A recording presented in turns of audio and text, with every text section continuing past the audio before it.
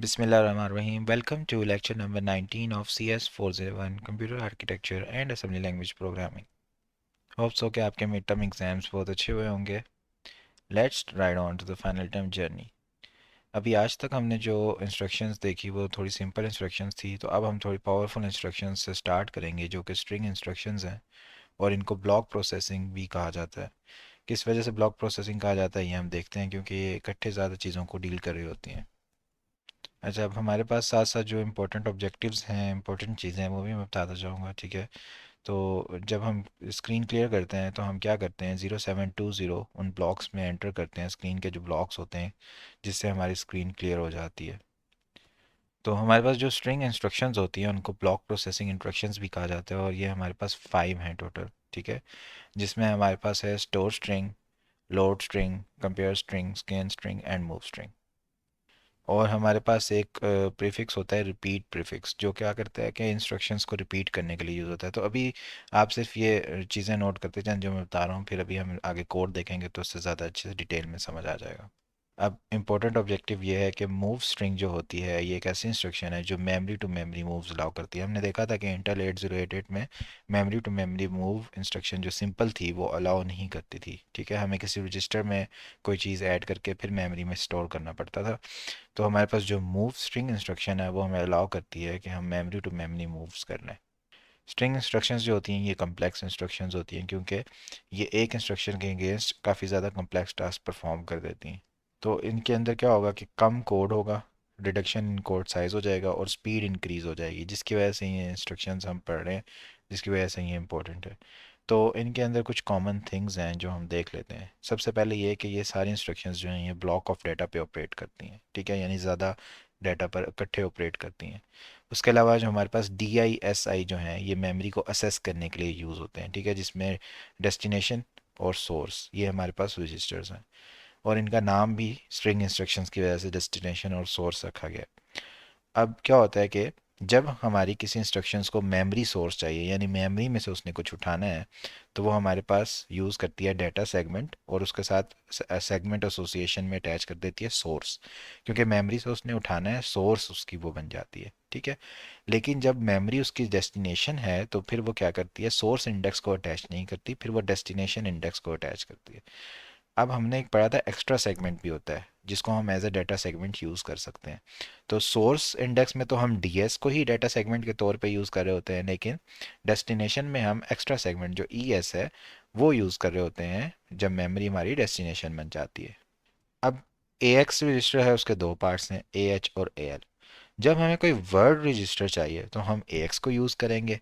जब हमें कोई बाइट रजिस्टर चाहिए तो हम ए एल को यूज़ करेंगे. अब फॉर एग्जांपल हमारे पास जो स्टोर स्ट्रिंग है ये क्या करता है, ये रजिस्टर के अंदर जो भी चीज़ अवेलेबल है उसको मेमोरी में स्टोर कर देता है.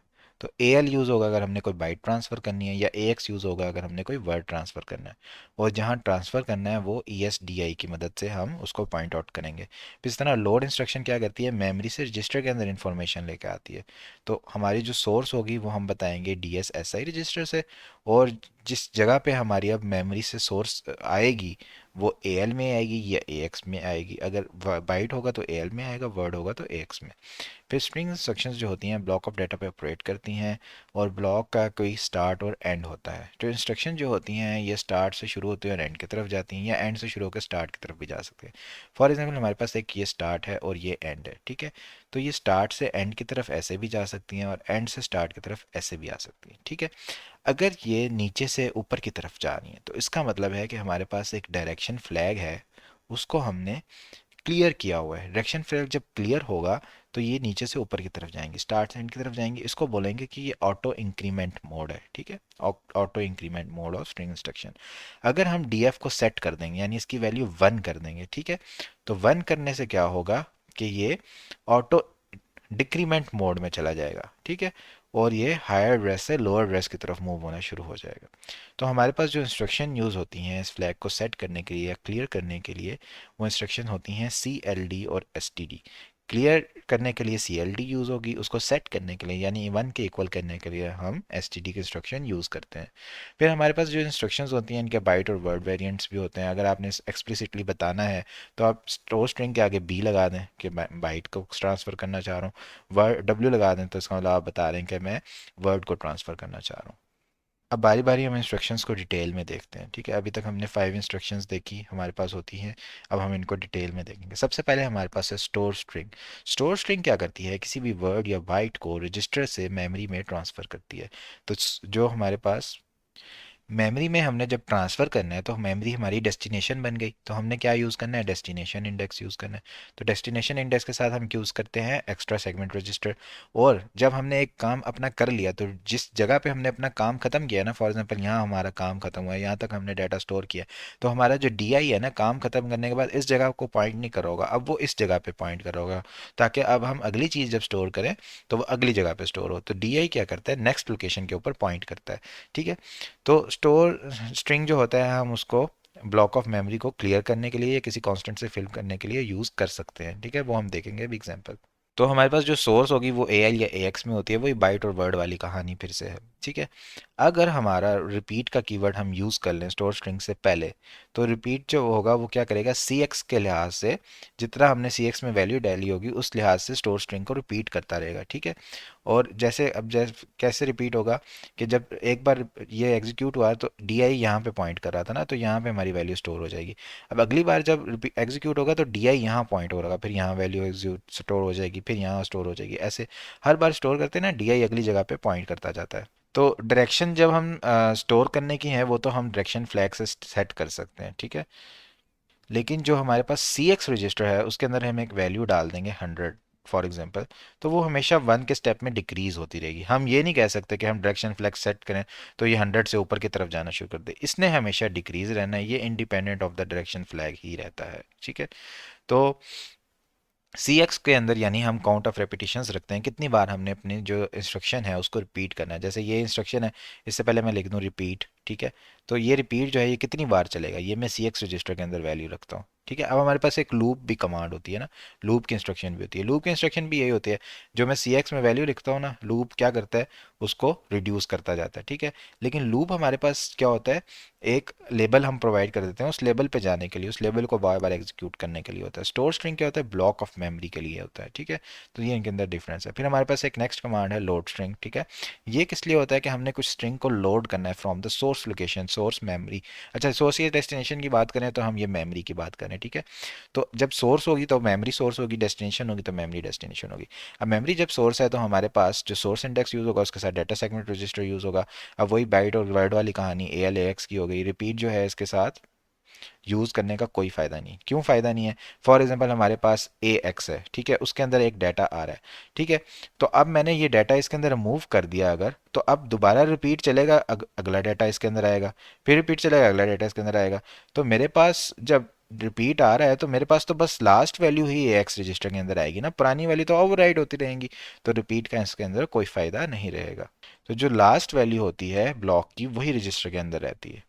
अब हमारे पास स्कैन स्ट्रिंग की कमांड है जो कि कंपेयर करने के लिए यूज़ हो रही होती है सोर्स को और डेस्टिनेशन को।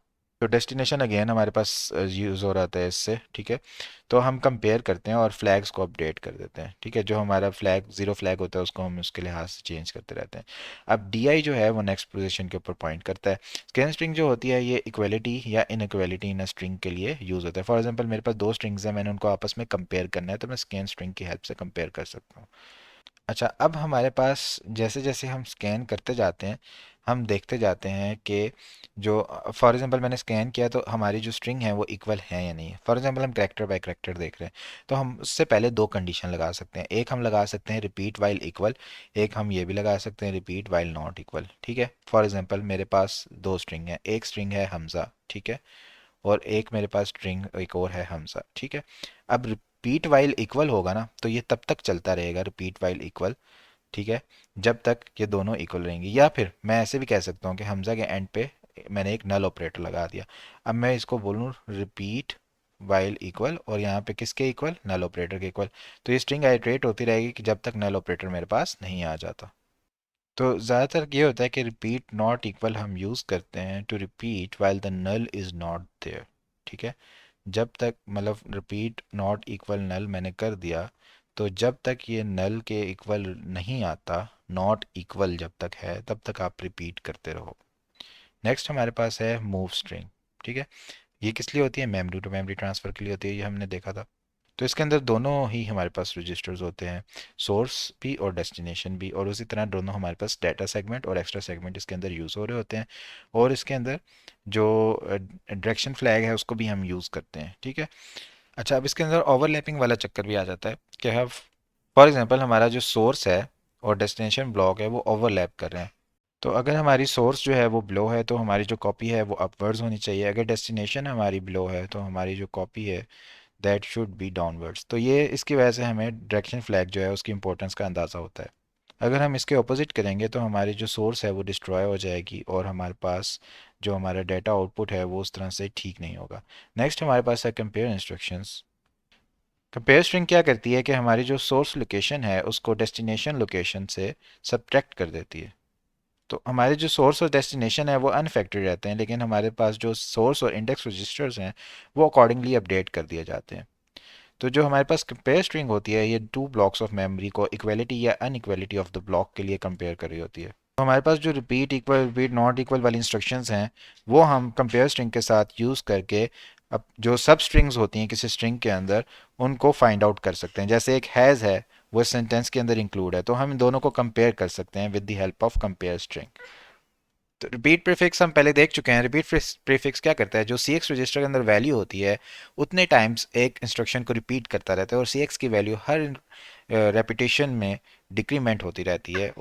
और इससे कोई फ्लैग हमारा इफेक्ट नहीं हो रहा होता और ना ही कोई फ्लैग इसको कंट्रोल कर रहा होता, बल्कि सी एक्स रजिस्टर की वैल्यू इसको कंट्रोल कर रही होती है। ये दोनों प्रीफिक्स भी हम देख चुके हैं, repeat if equal not equal, लेकिन इनको फिर हम अलग से देख लेते हैं कि रिपीट और इक्वल जो है उसको रिपीट इफ ज़ीरो भी बोला जाता है, क्योंकि ये इक्वल वाली चीज़ जो होती है ना ये ज़ीरो फ्लैग को ही देख रही होती है। अगर ज़ीरो फ्लैग हमारा सेट होता है तो रिपीट इक्वल जो है वो रिपीट होती रहती है। रिपीट नॉट इक्वल या नॉट ज़ीरो जो है तब होती है जब ज़ीरो फ्लैग हमारा सेट नहीं होता। ये स्कैन स्ट्रिंग और कंपेयर स्ट्रिंग इंस्ट्रक्शंस के साथ यूज़ होते हैं, जो हम पहले इन इंस्ट्रक्शंस के अंदर भी देख चुके हैं। दूसरी जो स्ट्रिंग्स होती हैं वो इन प्रीफिक्सेस को इस्तेमाल नहीं करती, वो रिपीट को इस्तेमाल कर लेती हैं। स्टोर स्ट्रिंग जो है लोड स्ट्रिंग है, लेकिन रिपीट इक्वल नॉट इक्वल को वो यूज़ नहीं करती। और हमारे पास जो इनिशियल स्टेट थी फ्लैग की बिफोर द स्ट्रिंग इंस्ट्रक्शन वो भी इसको इफेक्ट नहीं करती। स्ट्रिंग इंस्ट्रक्शन के एग्जीक्यूट होने के बाद जो फ्लैग है वो इसको कंट्रोल कर रहा होता है कि जीरो फ्लैग सेट है या नहीं। जो हमारे पास मोस्ट कॉम्प्लेक्स ऑपरेशन होता है स्ट्रिंग्स का वो इन इंस्ट्रक्शंस की हेल्प से परफॉर्म होता है, जो ये दो प्रीफिक्स हैं। अब हम एक एग्जांपल देख लेते हैं। ठीक है, तो हम एग्जांपल जो हम पहले करते थे, हम क्या करते थे कि स्क्रीन को क्लियर करने के लिए एक सब रूटीन लिखते थे। उस सब रूटीन में हम क्या करते थे कि हमारे पास जो E S A X register होता था उसके अंदर ए एक्स रजिस्टर के अंदर हम B eight double zero load करते थे, फिर ई एस में सेगमेंट में उसको लोड करते थे, फिर हम उसके ऊपर 0720 सारी लोकेशंस के ऊपर डी आई रजिस्टर को बारी बारी मूव आगे कर करके हम उसके अंदर लोड करते रहते थे। और इस तरह हमारे पास हमने एक फार्मूला लगाया था कि 4000 टोटल लोकेशंस हैं, तो हम सारी लोकेशंस के ऊपर अपना 0720 की वैल्यू ऐड करते थे टू क्लियर द स्क्रीन। अब हम वही काम करेंगे, लेकिन हम जो हमारे पास स्ट्रिंग इंस्ट्रक्शंस हैं उनको यूज़ करेंगे। तो ये हमारे पास नॉर्मल हम पुश करते हैं स्टैक के ऊपर जो भी हमारे रजिस्टर्स होते हैं, ताकि हम सब रूटीन ख़त्म करने के बाद इनको पॉप करें और इनके जो सब रूटीन से पहले या फंक्शन से पहले जो भी वैल्यूज़ थी वो वापस आ जाएं। सबसे पहले हम स्ट्रिंग वीडियो सेगमेंट को या वीडियो ब्लॉक को असेस करने के लिए क्या करेंगे कि ई एस सेगमेंट के अंदर zero X B eight double zero load करेंगे वाया ए एक्स रजिस्टर, क्योंकि हम डायरेक्ट ई एस में ये लोड नहीं कर सकते। उसके बाद हमने किया एक्स और डी आई। अच्छा, ये जो इंस्ट्रक्शन है ये इस तरह है कि हम डी आई के अंदर ज़ीरो मूव कर रहे हैं। ठीक है, तो एक्स और करते हैं ना किसी भी चीज़ को उसके अपने साथ, तो ज़ीरो ही वापस आ जाता है। तो जब डी आई रजिस्टर की वैल्यू अपने आप के साथ एक्स और होगी तो हमारे पास डी आई रजिस्टर ही वापस आएगा। ठीक है, तो ये ऐसे ही है। बस इसमें ये होता है कि इसके अंदर थोड़ा हमारे पास मेमोरी जो इंस्ट्रक्शन पॉइंटर की एग्जीक्यूशंस के एड्रेसेस हैं वो ज़्यादा कंज्यूम होते हैं, इसमें कम होते हैं। तो हो रहा है इसमें अंदर यही काम है कि हम डी आई में ज़ीरो सेट करें, क्योंकि हम सबसे पहली मेमोरी लोकेशन को असेस करना चाहते हैं। ठीक है, उसके बाद हमने क्या करना है कि एक बार हमने बस अपने सोर्स के अंदर, ठीक है, जो कि हमारा सोर्स है ए एक्स, उसके अंदर एक बार हमने 0720 रख लिया। ठीक है, और हमारी जो टोटल लोकेशंस हैं वो हैं 2000। ठीक है। तो हमने सी एक्स के अंदर 2000 की वैल्यू लिख दी, ठीक है, क्योंकि ये जो हमारा रिपीट होता है ना ये सी एक्स के लिहाज से चलेगा। अब हमने क्या करना है कि डिक्री जो हमारा डायरेक्शन फ्लैग है उसको हमने क्लियर कर दिया, ठीक है, क्योंकि अब हमने क्या करना है, छोटे एड्रेस से बड़े एड्रेस की तरफ जाना है, ठीक है। डी आई हमारा ज़ीरो है, ज़ीरो से आगे की तरफ जाना शुरू कर देगा। कितनी आगे की तरफ जाएगा, वो हमारे पास 2000 की वैल्यू हमने रख दी। अब हमने कमांड दे दी बस, रिपीट स्टोर स्ट्रिंग वर्ड, ठीक है।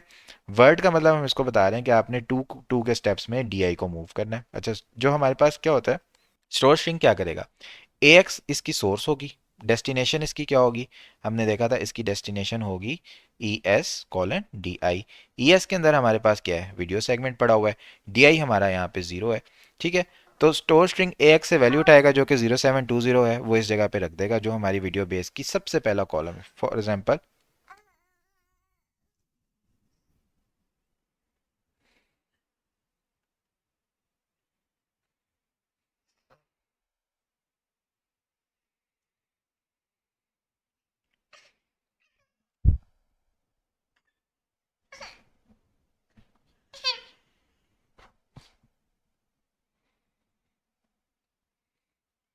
जो हमारा टॉप लेफ्ट ऑफ स्क्रीन है, अब हमारे पास सी एक्स रजिस्टर के अंदर 2000 वैल्यू है, ठीक है। तो एक बार जब रिपीट चलेगा ये वैल्यू हो जाएगी 1999, और इसी तरह ये फिर आगे डिक्रीमेंट होते होते जीरो तक आ जाएगी, ठीक है। तो तब तक ये रिपीट स्ट्रिंग स्टोर स्ट्रिंग को चलाता रहेगा। इस तरह हमारे पास क्या होगा कि जीरो से लेके जो भी हमारे पास टोटल 3998 हमारे पास वीडियो बेस की जो हमारे पास एड्रेस होता है, ये तमाम जगह पर हमारे पास 0720 स्टोर हो जाएगा, ठीक है, जिसके अंदर 20 हमारे पास वाइट स्पेस यानी स्पेस बार के लिए होता है, और 07 हमारे पास होता है कि white on a black with intensity which is low. तो ये हमारे पास जो है ना, ये हाई या लो मुझे सही तरह याद नहीं, लेकिन ये स्क्रीन क्लियर करने के लिए बस हम क्या करें कि वाइट स्पेसिस पूरी स्क्रीन पर एंटर कर रहे हैं। तो कैसे हमने स्टोर स्ट्रिंग की मदद से एक ही कमांड में ये सारा काम कर लिया कि हम डी आई को भी इंक्रीज़ कर रहे हैं, ई एस में वो चीज़ भी मूव कर रहे हैं जो हमें चाहिए थी, ठीक है, और ए एक्स सोर्स भी हमने वो बना ली उस टाइम पर। तो ये तीन चार चीज़ें हम एक ही कमांड में कर पा रहे हैं। तो ये हमारे पास ब्लॉक ऑफ मेमोरी इस तरह सेस हो रही है। तो उसके बाद हमने क्या किया, बस पॉप कर दिया अपने सारे रजिस्टर और रिटर्न कर दिया जहाँ से हमने फंक्शन को कॉल किया था। अब ये हमारा सब रूटीन जो है डिफाइन हुई थी, अब यहाँ से हमारा कोड स्टार्ट हो रहा है जहाँ पे हमने कॉल कर लिया क्लियर स्क्रीन को, और ये बस हमने क्या किया है कि एक्स रजिस्टर के अंदर 0x4C00 मूव कर दिया और इंटरप्ट कॉल कर दिया। अब हम ये सारी चीज़ें देखेंगे आहिस्ता आहिस्ता कि ये क्या चीज़ें होती हैं बेसिकली, लेकिन ये बस हमारा जो प्रोग्राम होता है उसको टर्मिनेट करने के लिए एंड पर हम ये लिख देते हैं, ठीक है। तो ये हमारे पास जो है सारा कॉन्सेप्ट था। अब हम एक और एग्जांपल देखते हैं स्ट्रिंग प्रिंटिंग की। अभी हमने क्लियर स्क्रीन की थी, अब हम देखते हैं कि हम स्ट्रिंग को प्रिंट कैसे कर सकते हैं। तो पहले भी हमने ये बात की थी कि लोड स्ट्रिंग जो होता है वो रिपीट प्रीफिक्स के साथ इंपॉर्टेंट नहीं है इतना, क्योंकि रजिस्टर में वही वैल्यू रहेगी जो सबसे आखिर में उसके अंदर आई थी, ठीक है। तो इसको ना हम क्या करते हैं, एक लूप के साथ यूज़ करते हैं जिसके अंदर हम स्टोर स्ट्रिंग की कमांड भी यूज़ करेंगे, यानी एक बार हम स्टोर लोड करेंगे फिर स्टोर लोड स्टोर ऐसे कर करके हम अपना जो चीज़ होगी वो प्रिंट कर लेंगे। तो यहाँ पे हम प्रोग्राम देख लेते हैं, ठीक है। हमारे पास जो मैसेज है वो है हेलो वर्ल्ड और लेंथ है इसकी 11, ठीक है। अब हमने सबसे पहले क्या किया कि ये हमारे पास जो मैसेज था इसको मूव कर लिया। तो ये मैसेज को हमने मूव कर लिया स्टैक में, ठीक है। तो सब इससे पहले हमने क्या किया कि एक्स और वाई कोऑर्डिनेट्स हमने बता दिए। फॉर एग्जांपल हम वेरिएबल जगह पे प्रिंट करना चाहते हैं, हम फिक्स लोकेशन पे नहीं करना चाहते। सबसे पहले हमने एक्स की वैल्यू इसको पास की, फिर वाई की वैल्यू पास की, फिर हमने पास कर दिया इसको एट्रीब्यूट एक्स रजिस्टर के अंदर, ठीक है। तो ये सारी सारी चीज़ें हम क्या कर रहे हैं, एक्स में मूव करके स्टैक पे पुश करते जा रहे हैं। फिर हमारा जो मैसेज था उसका पहला एड्रेस, सबसे पहला एड्रेस हमने पुश कर दिया स्टैक में, और हमारे पास जो लेंथ थी वो भी हमने स्टैक में पुश कर दी, ठीक है। अब हम कॉल करते हैं अपने फंक्शन सब रूटीन को प्रिंट स्क्रीन। अब देखते हैं प्रिंट स्क्रीन का क्या कोड है, ठीक है। अब इसका सारा कोड वही है कि सबसे पहले हमने क्या किया, तमाम हमारे पास जो बी पी एस पी और तमाम रजिस्टर्स की वैल्यूज़ थी वो हमने स्टैक पे पुश कर दी। अब हमने असेस करना है वीडियो बेस को, उसके लिए हम ये कोड करते हैं, ठीक है। ए एल के अंदर हमने 80 मूव कर दिया, क्योंकि अब देखें ना, हमने एक्स वाई को मल्टीप्लाई करना है, एक्स को मल्टीप्लाई करना है 80 के साथ, उसके अंदर वाई कोऑर्डिनेट ऐड करना है, ठीक है। तो ये मतलब हमने जो स्क्रीन लोकेशन है उसको कैलकुलेट करना है। तो उसके लिए हम क्या करते हैं, मल्टीप्लिकेशन हमारा क्या करता है, बाइट मल्टीप्लाई करने के लिए ए एल से मल्टीप्लाई करता है। तो ए एल में हमने 80 स्टोर कर दिया जो कि हमारे पास नंबर ऑफ कॉलम्स पर रो है, ठीक है। अब हमारा जो वाई कोऑर्डिनेट्स सेव वो हुआ है स्टैक में BP+10 के ऊपर, ठीक है।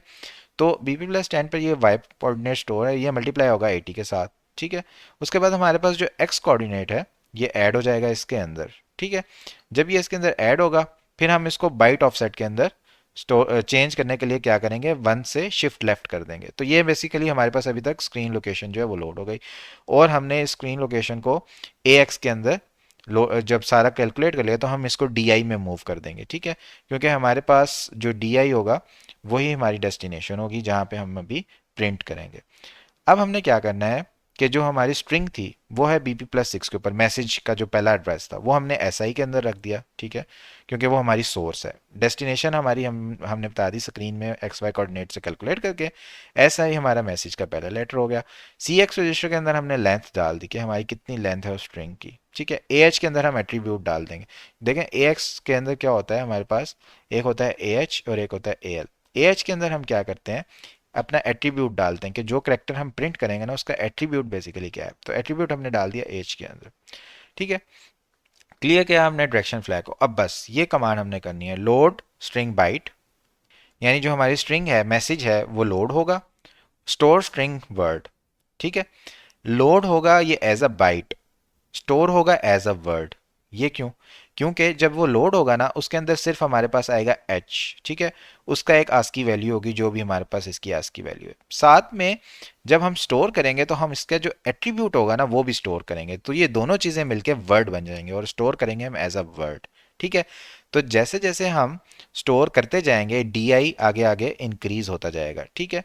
और हमारा अभी लूप चल रहा है नेक्स्ट करेक्टर। लूप से क्या होगा कि हमारा जो सी एक्स रजिस्टर है वो डिक्रीज होगा और नेक्स्ट करेक्टर जो हमारा है वो लोड होता जाएगा, जो कि हमारे पास ये लेवल है। तो ये लूप यहाँ पे चलता जाएगा, इस तरह हम लोड करते जाएंगे स्टोर करते जाएंगे जब तक हमारा सी एक्स जीरो नहीं हो जाता। जब हमारा सी एक्स जीरो हो जाएगा, ये स्ट्रिंग हमारी कंप्लीटली प्रिंट हो जाएगी, तो हम सारे रजिस्टर्स को पॉप कर देंगे और वहाँ से रिटर्न कर देंगे। तो ये हमारा प्रिंट स्क्रीन का सारा कोड है। अब हमारे पास एक स्ट्रिंग की भी एग्जांपल है कि अभी तक हम क्या कर रहे हैं, हम स्ट्रिंग स्टोर करते हैं साथ उसकी लेंथ भी स्टोर करते हैं, स्टैक के अंदर उसको भी पुश करते हैं, ठीक है। और फिर सी एक्स रजिस्टर के अंदर हम उसकी लेंथ को लोड करते हैं। तो ज़्यादातर वैसे ये होता है कि हम एक नल करेक्टर डाल देते हैं स्ट्रिंग के एंड पर, जिससे पता चल जाता है लैंग्वेजेस के अंदर कि ये स्ट्रिंग यहाँ पर एंड हो रही है। अब हम क्या करते हैं, रिपीट नॉट इक्वल जो है उसको यूज़ करते हैं प्रीफिक्स को स्कैन स्ट्रिंग के साथ, और ए एल के अंदर हम वैल्यू रख देते हैं ज़ीरो। तो जब तक ये ए एल के इक्वल नहीं होता स्ट्रिंग चलती जाती, जैसे ही वो ज़ीरो के इक्वल हिट होता है वहाँ पे हम देख लेते हैं कि हाँ हमारी जो स्ट्रिंग है उसकी क्या लेंथ है। वो हम कैलकुलेट कर लेते हैं सी एक्स रजिस्टर के अंदर। तो वो हम कैसे कैलकुलेट करते हैं, सबसे पहले हम सी एक्स को मैक्सिमम के साथ लोड कर देते हैं, ठीक है, 64 बाइट्स के साथ। फिर वही नंबर हम ए एक्स में भी मैक्सिमम स्टोर करके सी एक्स को उसमें से माइनस करके हमें पता चल जाता है कि क्या वैल्यू एग्जैक्टली लेंथ की है। तो ये हम अभी कोड में देखते हैं। तो बेसिकली हमारा बाकी सारा कोड वही है प्रिंट स्क्रीन का, सिर्फ हमने जब लेंथ कैलकुलेट की तो हमने क्या किया कि सी एक्स रजिस्टर के अंदर मैक्सिमम वैल्यू लोड कर दी 0xFFFF, यानी मैक्सिमम हमारे पास जो नंबर था। फिर हमने ए एल को रख दिया 0, ठीक है। अब हम कर रहे हैं repeat not equal scan string byte. तो ये तब तक स्ट्रिंग स्कैन होती जाएगी, ठीक है, जब तक हमारा नॉट इक्वल नहीं हो जाता, यानी ए एल जो है वो उसके अंदर जो वैल्यू है वो स्ट्रिंग के अंदर नहीं आ जाती। जैसे ही वो वैल्यू स्ट्रिंग के अंदर आएगी जीरो फ्लैग सेट हो जाएगा, ठीक है। अब ये हम करते रहते हैं करते रहते हैं, तो साथ ही हमारा जो सी एक्स की वैल्यू है उसकी डिक्रीज होती रहती है, ठीक है। फॉर एग्जाम्पल यहाँ पे maximum value for that example से एक हम कहते हैं कि 50 थी फॉर एग्जाम्पल। अब ये मूव कर गया हमारा 4 स्टेप, ठीक है। तो इसके अंदर जो वैल्यू हो गई वो हमारे पास हो गई 46। तो अब 46 तो हमारे पास लेंथ नहीं है, अब लेंथ हम कैसे कैलकुलेट करेंगे। उसके लिए हम क्या करते हैं कि ए एक्स के अंदर भी मैक्सिमम चीज़ रख देते हैं और ए एक्स में से सब्ट्रैक्ट कर देते हैं सी एक्स को। यानी ए एक्स के अंदर भी मैंने 50 रख दिया और उसके अंदर से सब्ट्रैक्ट कर दिया 46, तो मेरे पास 4 आ गया। तो इस तरह हमारे पास एक्चुअल लेंथ कैलकुलेट हो जाती है ए एक्स रजिस्टर के अंदर। लेकिन अब एक्चुअल लेंथ के अंदर नल करेक्टर भी आ रहा होता है, तो उसको माइनस करने के लिए हम एक डिक्रीज कर देते हैं ए एक्स को, जिससे हमारे पास एक्चुअल स्ट्रिंग की लेंथ आ जाती है, ठीक है। क्योंकि नल करेक्टर भी हमने काउंट किया होता है इस कमांड रिपीट नॉट इक्वल की मदद से, ठीक है। इस तरह से हमारे पास ये एग्जीक्यूट करके हम स्ट्रिंग की लेंथ को कैलकुलेट कर सकते हैं। तो यहाँ पर हमारा लेक्चर एंड होता है। आप लोगों का जो फीडबैक है लाजमी कमेंट में बताइएगा कि लेक्चर के अंदर मैंने जो कोड एक्सप्लेन किया है मैं इसी तरह इसको एक्सप्लेन करूं, या सिर्फ एग्ज़ाम के लिहाज से छोटी छोटी चीज़ें बताऊं और कोड को ज़्यादा एक्सप्लेन ना करूं, लेक्चर को शॉर्ट रखूं, या आप चाहते हैं इसी तरह एक्सप्लेन करूं। I want your feedback. Thank you so much everyone for joining and watching. Take care. Allah हाफिज़।